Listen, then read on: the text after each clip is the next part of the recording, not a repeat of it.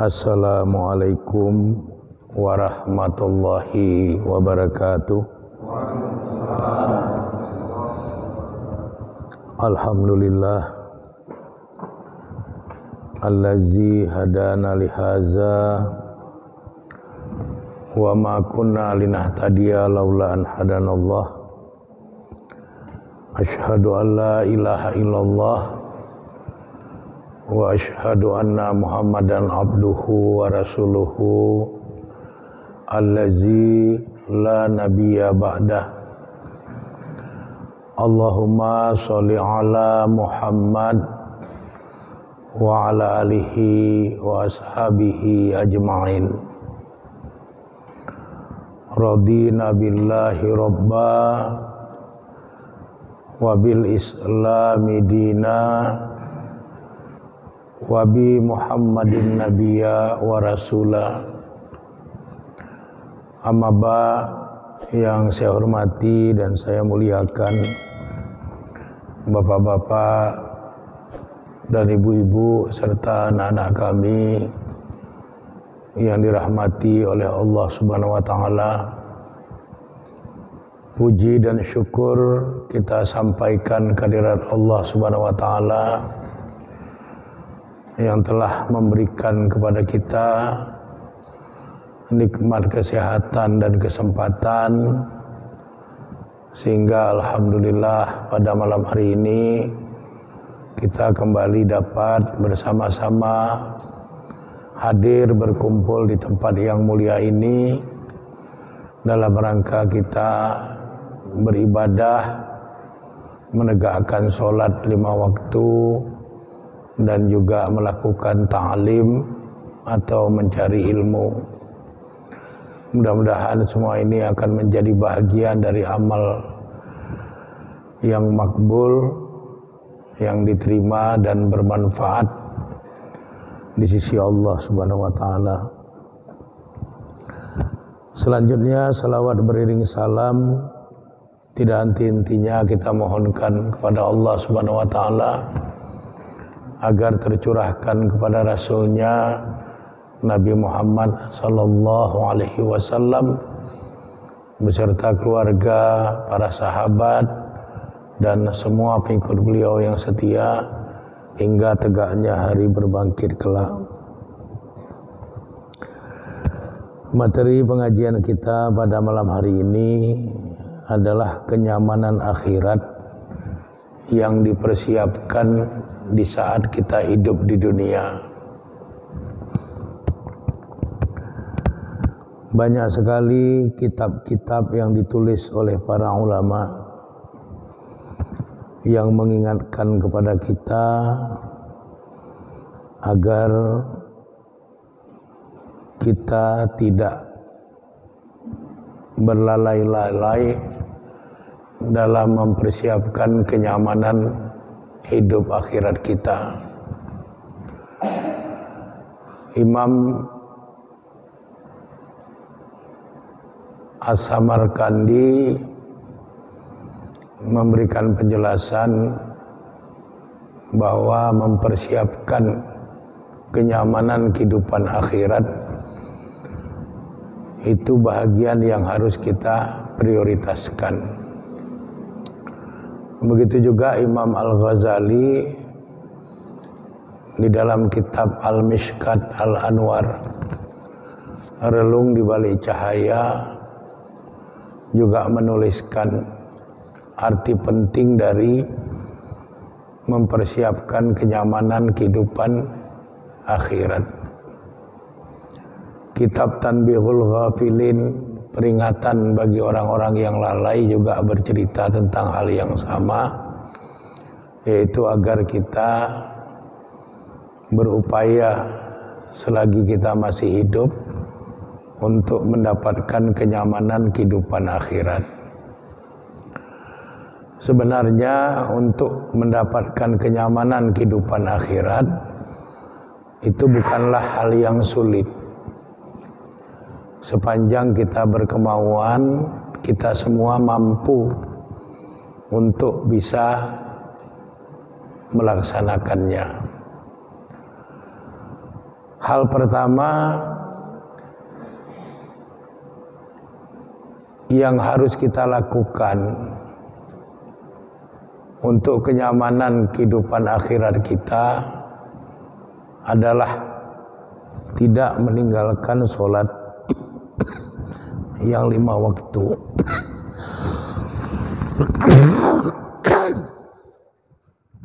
Tidak meninggalkan sholat yang 5 waktu. Artinya kita harus menjaga dengan sungguh-sungguh sholat 5 waktu kita. Wabil khusus sholat subuh dan sholat asar. Karena 2 sholat ini yang godaannya itu lebih besar di antara 5 waktu sholat yang wajib itu.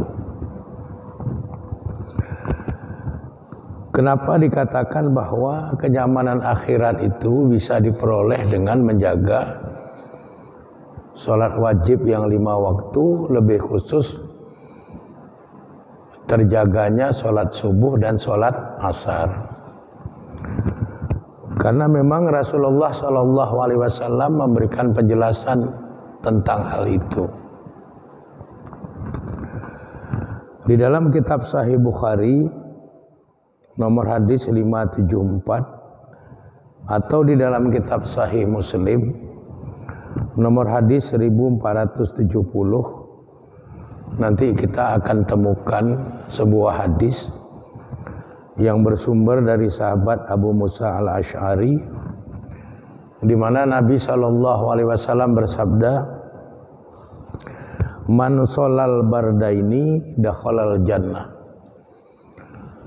Siapapun yang menegakkan sholat di 2 waktu yang dingin, maka dia akan masuk ke dalam surga. Apa yang dimaksud dengan al-barda ini, 2 waktu yang dingin?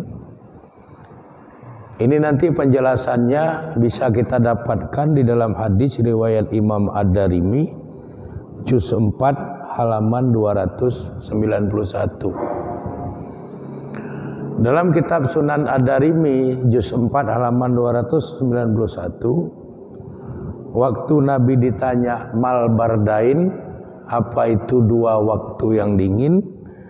Qala, maka Nabi menjawab, al-ghadatu wal asru. Yang dimaksud dengan 2 waktu yang dingin itu adalah waktu subuh dan waktu asar. Ini artinya sholat di 2 waktu yang dingin itu maksudnya adalah sholat subuh dan sholat asar.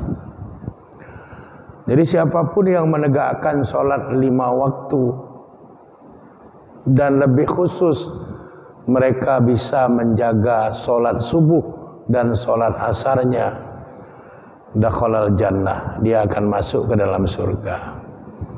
Dia akan nyaman dalam kehidupan akhiratnya. Jadi ini bukan hal yang sulit. Artinya semua kita insya Allah berkemampuan untuk bisa mendapatkan apa yang kita mau ini. Kemudian Syekh Mustafa Dibboha, penulis kitab Ta'liqat ala Sahih Bukhari, beliau menjelaskan al-bardaini sholatul fajri wa sholatul asri.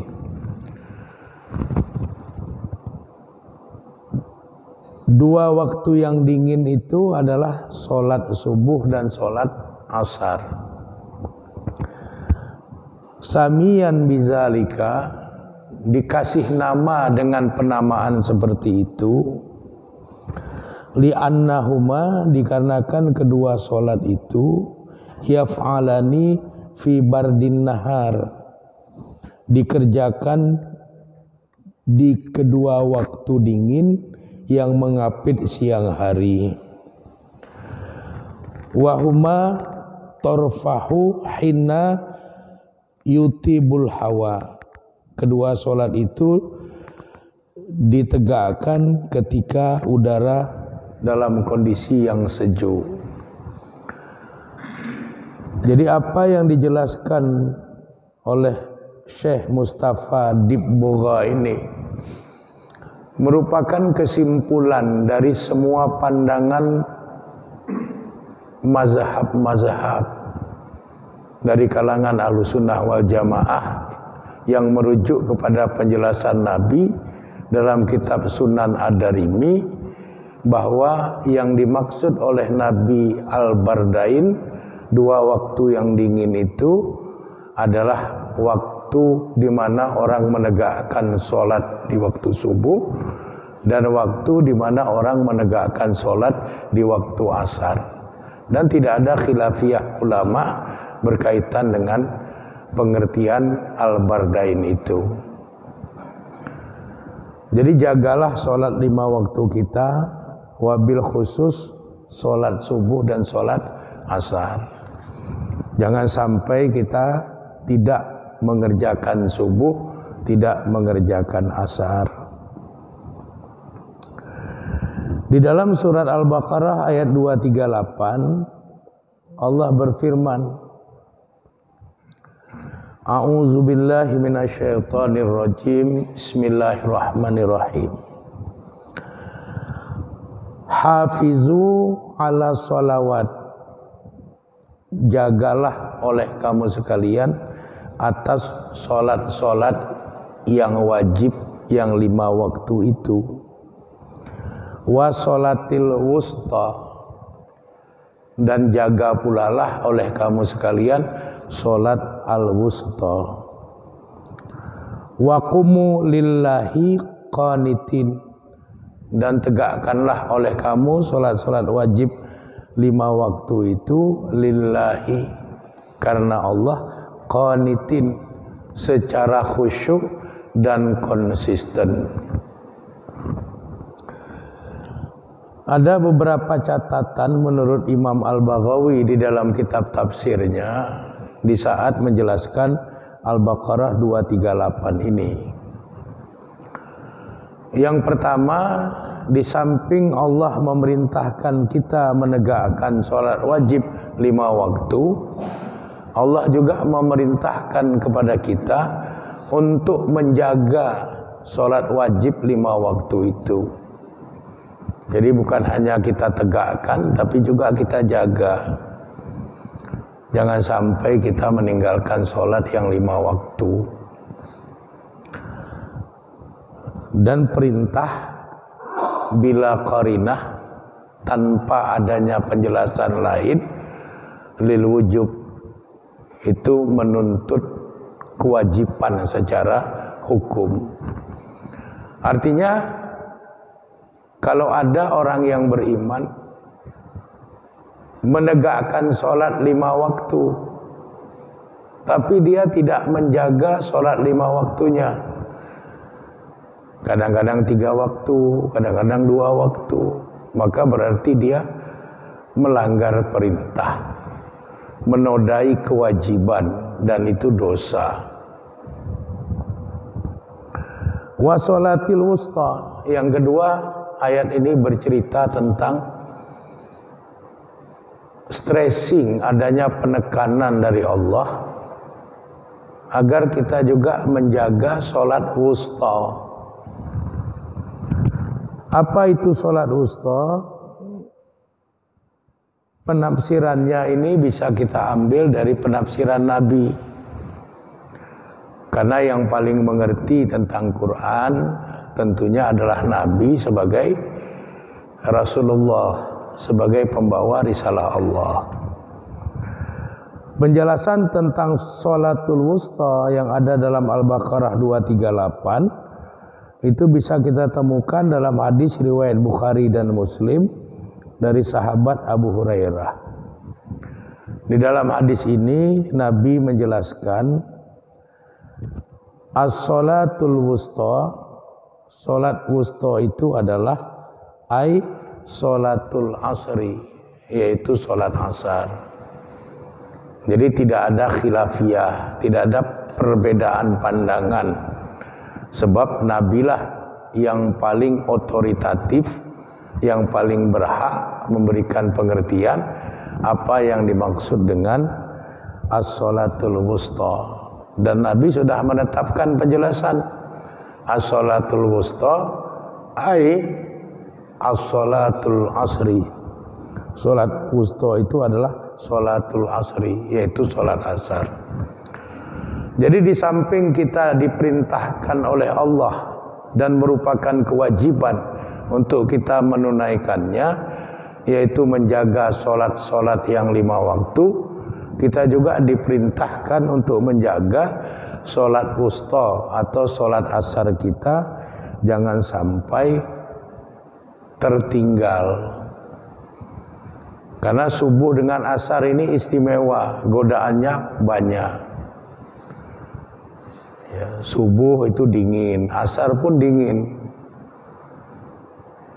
Orang sering ketiduran di tengah rasa letihnya. Asar juga itu waktu di mana udara sudah menuju kepada sejuk karena matahari akan tenggelam. Di situ orang biasanya beristirahat, santai, leyeh-leyeh, menikmati hobi dan sebagainya. Tahu-tahu matahari sudah terbenam, waktu asar sudah berakhir. Dan jangankan tingkat kita, dalam Quran itu disebutkan cerita tentang di mana Nabi Sulaiman alaihissalam itu telat sholat asar gara-gara asik nonton pacuan kuda. Jadi kalau setingkat Nabi pun saja bisa terlalaikan oleh nikmatnya waktu asar itu, apalagi kita yang bukan Nabi. Maka kalau kita mengerjakan sesuatu itu habis asar itu paling nyaman, atau memasuki waktu asar itu paling nyaman. Kita bilang sebentar, tahu-tahu waktu asar sudah habis, asar belum sempat kita tunaikan. Makanya untuk subuh dan asar itu ada penekanan. Kita disuruh menegakkan sholat 5 waktu, wabil khusus jaga betul sholat subuh dan sholat asar. Karena apa? Karena bisa memasukkan kita ke dalam surga, bisa membuat kita nyaman dalam kehidupan akhirat. Wa qumu lillahi, dan tegakkanlah oleh kamu sholat-sholat 5 waktu itu, termasuk sholat asar dan subuh tadi itu, betul-betul karena Allah. Qanitin, dan itu harus dilakukan dengan khusyuk dan konsisten. Khusyuk itu artinya fokus. Waktu kita sholat, ya pikiran kita itu fokus bahwa kita sedang sholat. Pikiran kita, perasaan kita, pandangan mata kita itu sesuai dengan aturan bahwa kita sedang sholat. Dan konsisten. Ya, konsisten itu artinya ya kalau sholat itu 5 waktu, ya betul-betul dijaga 5 waktunya. Jangan sampai ada satu waktu yang tertinggal. Jangan sampai ada satu waktu yang kita luput dalam menegakkannya.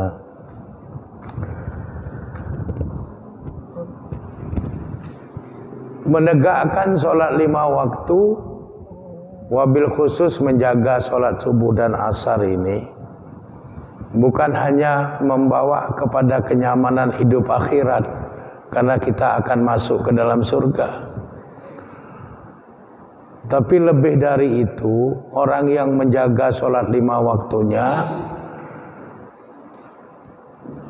wabil khusus sholat subuh dan sholat asarnya, ini dia tidak akan pernah tersentuh oleh neraka. Jadi bukan hanya nyaman di akhirat karena masuk surga, tapi dia nggak akan pernah tersentuh oleh neraka. Itulah keistimewaan orang yang menegakkan sholat 5 waktu, lebih khusus sholat subuh dan sholat asar. Di mana kita bisa dapat penjelasan tentang itu? Dalam Sahih Muslim. Dalam kitab Sahih Muslim nomor hadis 634. Nabi menjelaskan, la yalijan nara, tidak akan tersentuh oleh neraka. Siapa? Ahadun, seseorang, sholat qabla tulu'i syam wa qabla ghurubiha, seseorang yang menegakkan sholat sebelum matahari terbit dan sebelum matahari terbenam. Sholat yang dimaksud adalah sholat subuh sebelum matahari terbit. Sholat yang dimaksud sebelum matahari terbenam adalah sholat asar. Jadi siapapun yang menegakkan sholat subuh dan sholat asar itu la yalijan nara, dia tidak akan pernah tersentuh oleh neraka. Karena Nabi menggunakan kosakata huruf lan.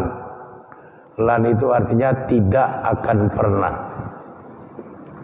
Artinya untuk selama-lamanya dia tidak akan pernah tersentuh oleh neraka. Ini artinya kualitas dia sama dengan kualitas orang yang tidak pernah berbuat kemusyrikan dalam hidupnya. Dia akan masuk surga tanpa hisab, dan dia tidak akan pernah tersentuh oleh neraka. Karena ada juga orang masuk surga tapi masuk neraka dulu, udah dibenam-benam dalam neraka, barulah kemudian masuk ke dalam surga. Tapi orang yang menjaga sholat 5 waktunya, lebih khusus sholat subuh dan sholat asarnya, la yalijan nara, dia tidak akan tersentuh oleh neraka. Jadi nyaman di akhirat, dipastikan masuk surga, dan dipastikan dia tidak akan tersentuh oleh neraka. Jadi jagalah sholat 5 waktu kita, wabil khusus sholat subuh dan sholat asar yang cobaan dan godaannya itu sangat kuat.